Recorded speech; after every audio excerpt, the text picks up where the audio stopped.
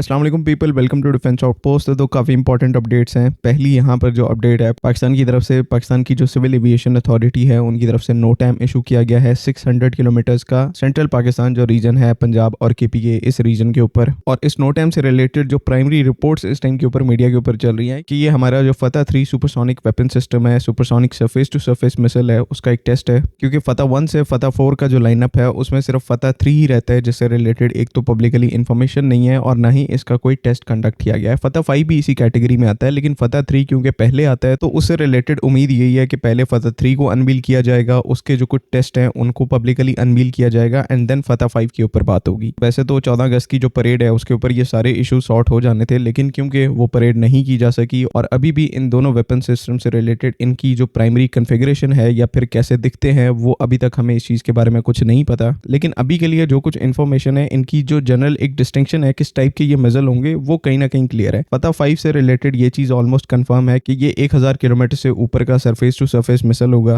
Proper एक hypersonic cruise missile भी हो सकता है या फिर कोई बैलिस्टिक मिसाइल भी हो सकता है जिसको न्यूक्लियर डोमेन से कन्वेंशनल डोमेन के ऊपर पाकिस्तान की तरफ से शिफ्ट किया गया हो। जहां तक बात है फतह 3 की, तो ये बहुत ही एक इंटरेस्टिंग वेपन सिस्टम है और इसके बारे में मोरलेस कंफर्म है कि ये एक सुपरसोनिक क्रूज मिसाइल है। क्योंकि आईएसपीआर की तरफ से मई के महीने में जो कुछ पिक्चर्स रिलीज की गई थी उनमें फतह 3 को एज अ चाइना का जो HD-1 सुपरसोनिक क्रूज मिसाइल है उसके तौर पर शोकेस किया गया था। यानी कि HD-1A का जो ग्राउंड लॉन्च वर्जन है, वैसे तो इस मिसाइल के दो वर्जन हैं, एक एयर लॉन्च है जिसको JF-17 थंडर के साथ भी इंटीग्रेट करने की बात हुई थी और एक इसका ग्राउंड लॉन्च वर्जन है जिसे एक कैनिस्टराइज व्हीकल से फायर किया जा सकता है, यानी कि एक ट्यूब से फायर किया जा सकता है। अब ISPR का डायरेक्टली HD-1A को डिपिक्ट करना पिक्चर के अंदर एज अ फतह 3 ये कुछ चीजों को इंडिकेट करता है कि या तो ये HD-1A की जो पिक्चर है इसे सिर्फ रेफरेंस पिक्चर के तौर पे यूज किया गया है या फिर चाइना से HD-1A का जो ट्रांसफर ऑफ टेक्नोलॉजी है उसको लेकर पाकिस्तान में इसकी जो रेंज है उसको इंक्रीज करके एज अ फतह 3 इसको हम अपनी सर्विस में इंडक्ट करें। क्योंकि चाइना से जब मिसाइल्स की डील होती है तो उसमें MTCR कंप्लायंस जरूरी होती है, जिसकी वजह से किसी भी टाइप का मिसाइल जो है वो 290 किलोमीटर तक 290 किलोमीटर तक कैप हो जाता है। उससे ज्यादा रेंज का मिसाइल जो है वो चाइना लीगली एक्सपोर्ट नहीं कर सकता। पाकिस्तान के केस में 290 किलोमीटर का मिसाइल अक्वायर करना ये सेंस नहीं बनाता क्योंकि इससे ज्यादा रेंज के मिसाइल ऑलरेडी हमारे पास एग्जिस्ट करते हैं। और यहीं पर TOT का कॉन्सेप्ट आता है कि पाकिस्तान चाइना से इस मिसाइल का TOT लेकर पाकिस्तान में इसकी जो रेंज है उसको इंक्रीज कर दे, क्योंकि TOT के अंदर वो जो रिस्ट्रिक्शन है वो खत्म हो जाएगी। क्योंकि मिसाइल पाकिस्तान में मैन्युफैक्चर होगा, उसकी जो बूस्टर स्टेज है उसको हम अपने हिसाब से सेट कर सकते हैं जितनी हमें रेंज चाहिए, 500 किलोमीटर चाहिए, 600 किलोमीटर चाहिए, तो TOT के अंदर इसकी जो रेंज है उसको बढ़ाने की कैपेबिलिटी पाकिस्तान को मिल जाती है। और वैसे जो टेक्नोलॉजी आती है वो तो अलहदा से आपके लिए प्लस पॉइंट है। तो एसेंशियली इन सारी चीजों की वजह से ये जो फतह 3 वेपन सिस्टम है, सुपरसोनिक क्रूज मिसाइल है, ये एक काफी इंटरेस्टिंग वेपन सिस्टम बन जाता है। और रिसेंटली जो नोटैम इशू किया गया है वहां पर भी जो रेंज है वो 650 से 700 किलोमीटर की है। उस नोटैम का जो स्ट्रेच है वो इतने किलोमीटर्स का है, जिसमें लोग सोशल मीडिया के ऊपर कह रहे हैं कि क्योंकि इससे पहले फतह 3 का कोई जो ट्रेनिंग लॉन्च है उसको कंडक्ट नहीं किया गया, जिस तरह से फतह 2 के लॉन्च हो चुके हैं, फतह 4 के लॉन्च हो चुके हैं, उन सब में हमने देखा कि किस तरह से ट्रेनिंग लॉन्च भी थे। जो डिफरेंट मिलिट्री की यूनिट्स हैं उनकी ट्रेनिंग के लिए इन लॉन्चेस को कंडक्ट किया और जो बाकी इन वेपन सिस्टम के अंदर लगातार अपग्रेड है उनके लिए भी ऐसे जो लॉन्चेस हैं, टेस्ट लॉन्च है, उनको कंडक्ट किया जाता है। लेकिन अभी तक फतह 3 से रिलेटेड हमने कोई लॉन्च नहीं देखा, एटलीस्ट पब्लिकली यही केस है। क्योंकि एक ये भी बात है ना कि पिछले टाइम में ये सिर्फ एक इकलौता नोटैम नहीं है बल्कि 4 से 5 ऐसे नोटैम इशू किए जा चुके हैं जहां पर कोई ना कोई टेस्ट कंडक्ट किया जाता है, लेकिन उससे रिलेटेड जो एक प्रेस रिलीज है उसको इशू नहीं किया जा रहा। यानी कि ऑलरेडी बहुत सारे वेपन सिस्टम को टेस्ट किया जा चुका है, उनको वैलिडेट किया जा चुका है और ये अब यहाँ पर एक जो चेन बनाने की कोशिश की जा रही है कि अब ये फतह 3 का टेस्ट हो सकता है। तो इसमें कोई जरूरी नहीं है कि ये फतह 3 का ही टेस्ट हो सकता है ऑलरेडी फतह 3 के जो टेस्ट हैं उनको कंडक्ट कर लिया गया हो। क्योंकि किसी प्रेस रिलीज की एब्सेंस में, जो विजुअल्स हैं उनकी एब्सेंस में, हम किसी वेपन सिस्टम के ऊपर पिन पॉइंट नहीं कर सकते कि यही वेपन सिस्टम इस टाइम के ऊपर टेस्ट होगा। लेकिन पिछले 2 दिन से लोगों का जो सारा फोकस है वो फतह 3 वेपन सिस्टम के ऊपर है, तो ये एक ऐसी चीज है जिससे हमें थोड़ा सा अवॉइड करना चाहिए। और let's hope for the best कि कम से कम अगर 14 अगस्त की परेड नहीं करवा पाए तो ये जो नोटैम की प्रेस रिलीज है इनको इशू करना स्टार्ट कर दें। जो डिफरेंट मिसाइल सिस्टम्स को टेस्ट किया जाता है उनसे रिलेटेड इन्फॉर्मेशन को रिलीज कर दिया जाए, वो भी यहाँ पर चीज एक्सेप्टेबल होगी। बाकी सेकंड टॉपिक की तरफ आ जाए तो कल परसों हमने बात की थी कि किस तरह से कुछ तुर्किश मिलिट्री के जो ट्रांसपोर्ट एयरक्राफ्ट हैं उनकी एक्टिविटी पाकिस्तान में देखी गई है। और हमने तो जब इसके ऊपर बात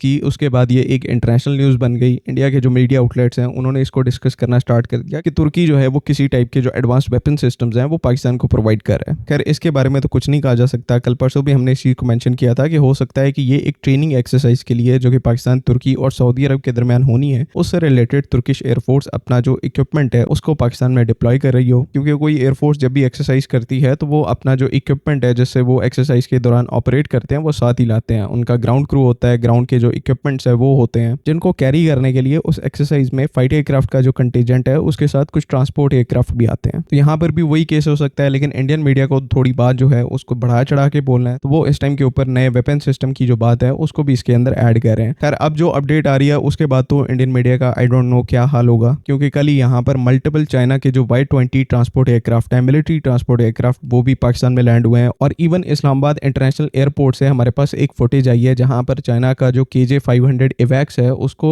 टेक ऑफ करते हुए स्पॉट किया गया था। तो इसके ऊपर तो अब पता नहीं इंडिया क्या रिपोर्ट करेगा कि तुर्की भी पाकिस्तान में आ रहा है, चाइना की मिलिट्री भी पाकिस्तान में आ रही है, कहीं वॉर की प्रिपरेशन तो नहीं हो रही। तो वो तो यहाँ पर ऐसा ही कहेंगे, लेकिन इसकी रियलिटी क्या है कि चाइना की एक एक्सरसाइज थी, मिलिट्री एक्सरसाइज इजिप्ट के अंदर, जहां पर उनकी जो एयरफोर्स के कंटीजेंट है उन्होंने पार्टिसिपेट करना था। तो ट्रांजिट रूट उनका जो था वो पाकिस्तान के ऊपर से था, जहां पर मल्टीपल रिफ्यूलिंग पॉइंट्स पाकिस्तान के अंदर उनकी तरफ से कंडक्ट किए गए, वहां पर लैंड करके अपने जो एयरक्राफ्ट हैं उनको रिफ्यूल किया गया और देन आगे वो इजिप्ट की तरफ यानी कि मिडिल ईस्ट की तरफ उन्होंने कंटिन्यू किया। तो पाकिस्तान में उनका एक रिफ्यूलिंग स्टॉप था, चाहे चाइना के Y-20 हो, KJ-500 एवैक्स हो, और इन्हीं के दौरान एयरपोर्ट के ऊपर लैंड होते टेक ऑफ करते हुए इनकी जो फोटोज हैं और फ्लाइट ट्रैकर के ऊपर इनका जो डेटा है वो रिकॉर्ड हो गया और उसको किसी ने सोशल मीडिया के ऊपर अपलोड कर दिया, जिससे अगेन एक डिबेट स्टार्ट हो गई कि सीक्रेटली पाकिस्तान में कुछ जो है वो चल रहा है कि at the same time Turkish air force के भी कार्गो प्लेन्स आ रहे हैं, चाइनीज कार्गो प्लेन्स भी आ रहे हैं, जो कि चाइना और तुर्की जो है पाकिस्तान के सबसे बड़े वेपन सप्लायर हैं। तो ऐसे हालात को देखते फौरन ही प्योर पैनिक और डर की सिचुएशन में इंडिया का जो मीडिया है वो ऐसी चीज़ों को रिपोर्ट करना स्टार्ट कर देता है। बहरहाल रियलिटी आपके सामने है, चीज़ें बाद बात ऐसी नहीं होती जिस तरह से सोशल मीडिया के ऊपर उसको शोकेस किया जाता है, मीडिया के ऊपर उससे रिलेटेड बात होती है। तो आई होप कि आप लोगों को चीज़ों का बेहतर तरीके से पता लग गया होगा। आपका कोई ओपिनियन है, कोई क्वेश्चन है तो काइंडली उसको कमेंट्स में ज़रूर लिखें।